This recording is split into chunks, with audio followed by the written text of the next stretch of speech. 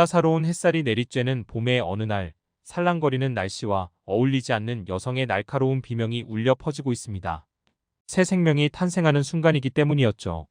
포유는 괴로우나 가장 성스러운 순간이 아닐 수 없죠.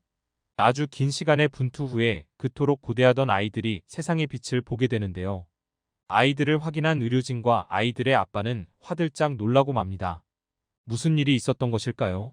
한번 자세히 알아보도록 하겠습니다. 해당 사연은 멕시코인 클라우디아 씨가 제보해준 이야기와 SNS 내용을 바탕으로 재구성된 스토리입니다. 안녕하세요, 여러분. 저는 멕시코에서 온 클라우디아라고 합니다. 저는 최근에 다시는 없을 행복을 맛보았어요. 아이가 생겼기 때문이에요. 저희 부부 인생에서 아이는 없을 줄 알았는데 정말 뜻밖의 행운이죠. 제 남편은 한국인 준환이라고 해요. 지금은 한국에 살고 있지만 만남의 시작은 멕시코에서였습니다.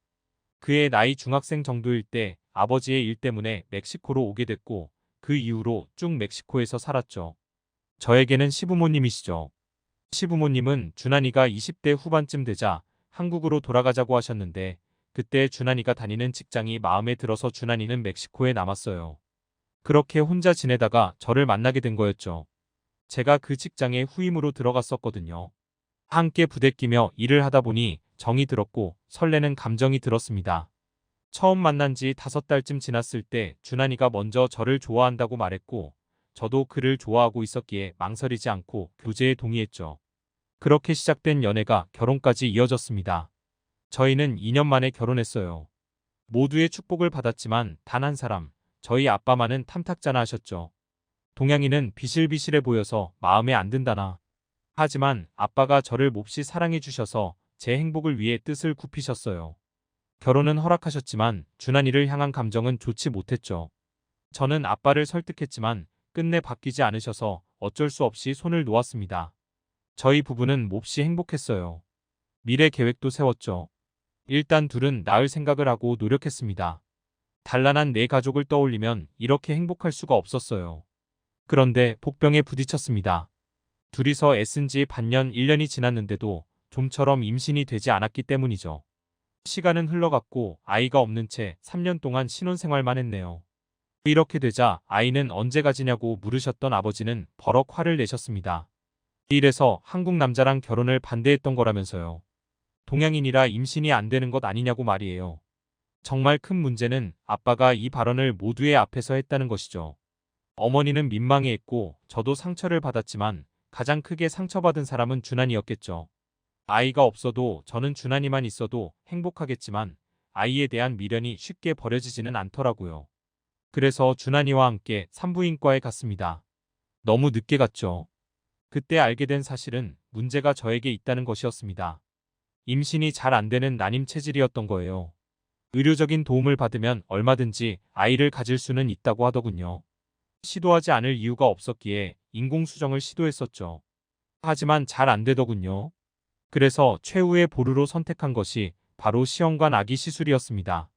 시험관 아기 시술 아시는 분들은 아시겠죠. 성공률은 대략 40% 정도라고 하네요. 그래서 많은 난임 부부들이 4번, 5번 이상 시도한다고 합니다. 쉽지는 않은 거지만 이 시술이 마지막 시도라고 생각하고 마음 단단히 먹었어요. 첫 번째 시도만에 성공할 거라고는 기대하지 않았고 역시 실패했죠. 그렇게 계속 시도했습니다. 그러다가 결국에는 결실을 맺게 되었죠.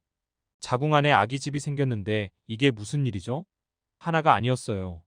무려 4개의 아기집이 제 배 안에 들어섰습니다. 네, 맞아요. 2개를 넣었는데 4개로 분열된 거였어요.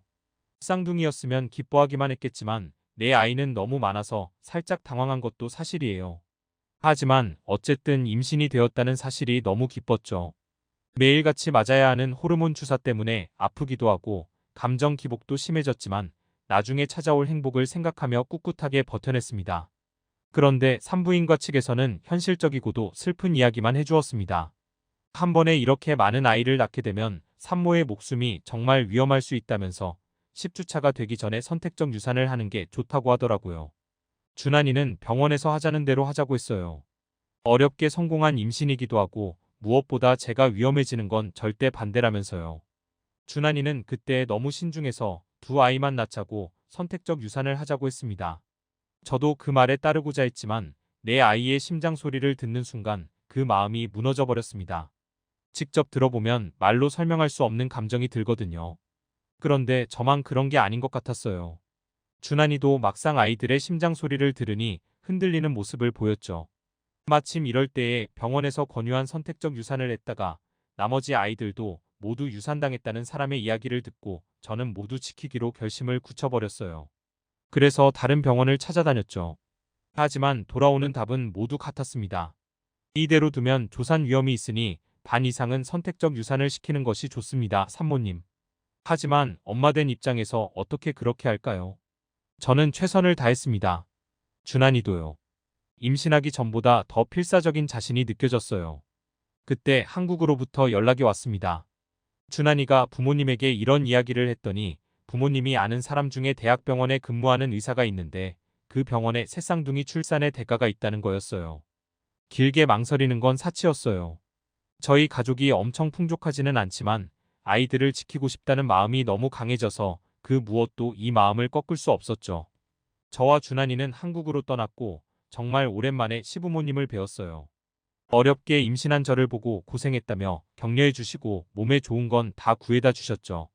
시부모님은 저한테 이렇게 잘해주셨는데 저희 아빠는 준환이에게 새삼 미안했습니다. 아, 그리고 아빠도 역시 내 다 낳는 걸 반대하셔서 당연히 한국으로 가는 것도 반대했었어요. 하지만 어쩔 수 있나요? 이미 와버린 걸. 저희는 곧 그 출산의 대가라는 김 교수님을 만날 수 있었어요. 첫 대면 때 저는 지금까지 저희가 겪은 일들을 있는 그대로 설명해 드렸죠.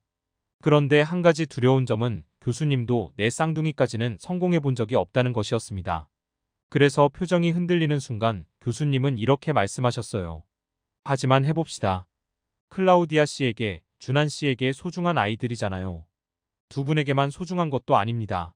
새로운 생명이 전 인류에게 소중한 것이 아닐 리 없어요. 세상의 빛을 보기도 전에 눈 감게 할 수는 없습니다. 저는 그 말에 울컥해버렸어요. 지금껏 만나온 의사 선생님들은 하나같이 현실적인 이야기만 하셨고 딱딱하셨거든요. 하지만 김 교수님은 정말 산모들과 아이들을 생각한다는 것이 느껴졌어요. 물론 다른 선생님들이 안 그랬다는 것은 아니지만 김 교수님은 마음에 큰 울림을 주셨죠.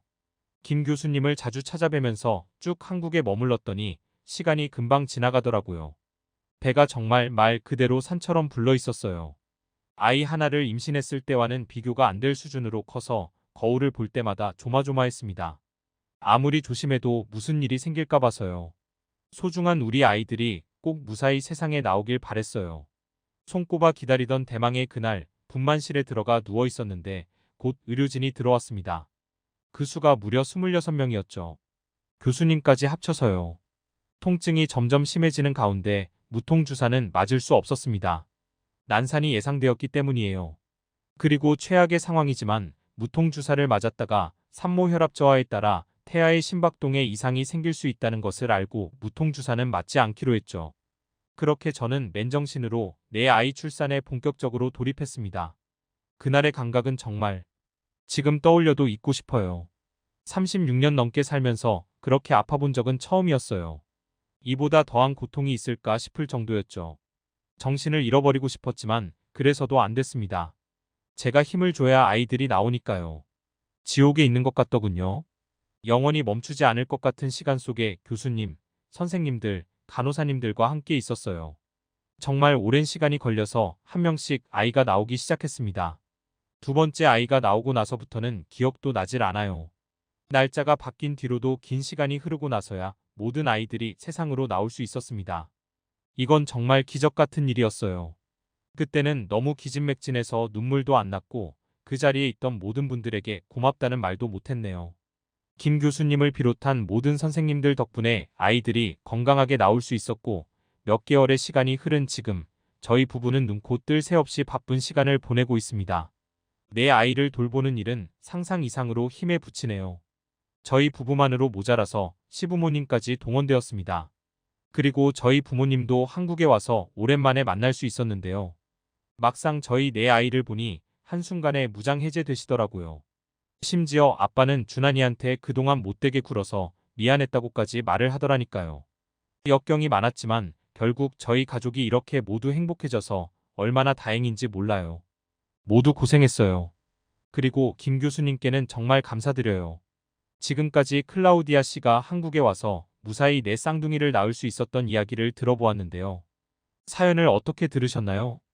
클린 뉴스에서는 여러분의 사연을 기다리고 있으니 언제라도 재밌는 사연이 있으면 보내주시길 바랍니다.